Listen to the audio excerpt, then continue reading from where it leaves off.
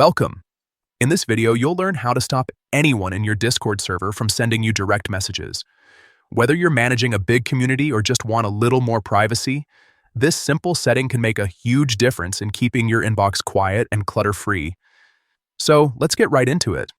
First, open the Discord app. You can do this on your phone or computer. Both versions work just fine. Once you're logged in, choose the server where you want to adjust your settings. Now, look at the very top of the screen where the server's name appears. Go ahead and tap or click on that. A small menu will appear with several options related to the server. Scroll down through that menu until you find the setting that says Allow direct messages from server members. By default, this option is usually turned on, which means anyone in that server can message you directly. To prevent that, simply toggle it off. The switch should move to the left and change color, confirming that it's now disabled.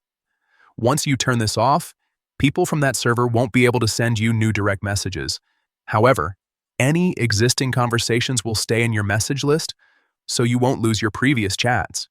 You'll just stop receiving new messages from people in that specific server going forward.